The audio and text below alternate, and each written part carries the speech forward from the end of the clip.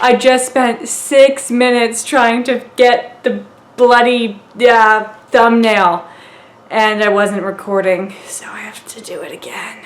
Okay, now that I have done that again, it's Libby, and I'm here to show you guys the books that I bought in the month of May.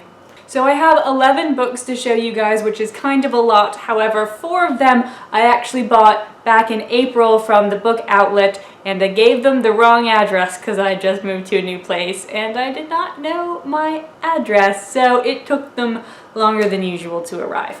But the first couple of books I want to show you I got from my local used bookstore basically for free, because if you sell books to them you can get cash or store credit, and we always go for the store credit.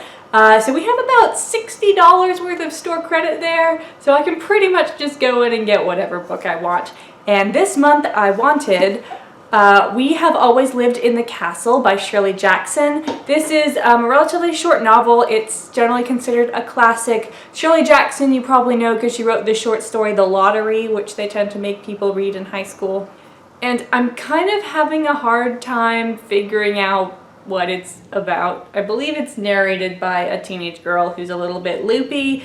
I've also heard that this is really scary, so I might not actually be able to read it, but I do want to try. And at the used bookstore, I also got The Penultimate Peril by Lemony Snicket. I have read the entire series of Unfortunate Events. I got them as, ebooks on my Kindle, but I do want the physical copies, so whenever I find cheap ones or free ones, I grab them. And so I have kind of a mishmash, hodgepodge, Lemony Snicket situation right now, but eventually we'll have a lovely set. Then I got some books that I had pre-ordered from Amazon, so these both came out this month. The first one is Nimona by Noelle Stevenson.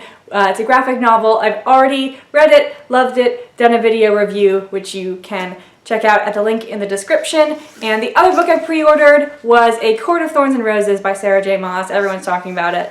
I'm still reading this one. I'm there. Got like, I don't know, 80 pages left. I'm at the part where she's just made a deal with Reese, if you have read it. And I'm going to do a bit of a different sort of review for this one because I have many and complicated thoughts about it. Then I went to like an actual physical bookstore and actually bought some physical books from a human. The first one is Making Money by Terry Pratchett. This is the second book in the Moist von Lipwig sub-series of the Discworld series. I don't know what number it is of all Discworld books, but no one cares. I've actually already listened to this one on audiobook, but I wanted a physical copy because I'm trying to do all physical copies and none of this audiobook cheating business for my year of Discworld. And then I also got 2 more graphic novels. They are Boxers and Saints by Jean Luen Yang.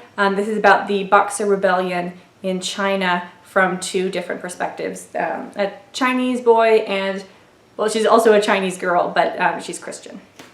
And then finally my book outlet box arrived. I got 2 more Lemony Snickets, The Bad Beginning, which is the first book in the series of Unfortunate Events series, and Lemony Snicket, The Unauthorized Autobiography, which is a companion book to that series. Then I got Serafina by Rachel Hartman. This is a book about a girl who is also a dragon in a world where people tend to be one or the other. And in this world there's a bit of tension going on between the humans and the dragons.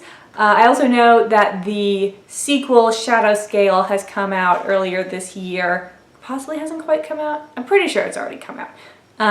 And I wanted to get this because I want to sort of explore fantasy a bit more and see what I like and don't like, and this seemed like proper high fantasy that was still accessible. And then the last book I got from Book Outlet was Life After Life by Kate Atkinson. I heard about this book on one of the Slate podcasts that I listen to, the Slate Audiobook Club, where they talk about a book once every month. And most of those books are like not even on my radar. They tend to review like adult popular fiction, which basically James Patterson. that sort of thing, who I will never read because I'm too busy reading other more interesting things. But they did a synopsis, and I was going to listen to the whole podcast because normally I'm like, oh, I'm never going to read these books. It's okay if I get spoiled. But the synopsis that they gave at the beginning was really intriguing, and so I was like, oh, I actually want to read that. I have to stop the podcast, go read the book, and then I can listen to the rest of the podcast. But this is about a woman named Ursula Todd, who is born in 1910 in the first chapter. Well, there's a prologue chapter, and then like in the first chapter, she's born in 1910 and immediately dies. And then in the next chapter, she is born again and manages to live a little bit longer until she dies, and then she gets born again. And it's cool. And also in the prologue, she tries to kill Hitler. So this should be fun. So those are my May books. Let me know if any of these that I haven't already read are really astounding and I need to get to them chop. Otherwise, I will probably be going through these at a more leisurely pace, except for maybe Boxers and Saints. Sometimes I just get bitten by the graphic novel bug and I want to read a whole book in a day, and I go for those. So those might be coming sooner, but expect to wait longer for reviews of the other books, unless you convince me otherwise. This has been really rambly and confusing, so I'm going to turn off the camera now.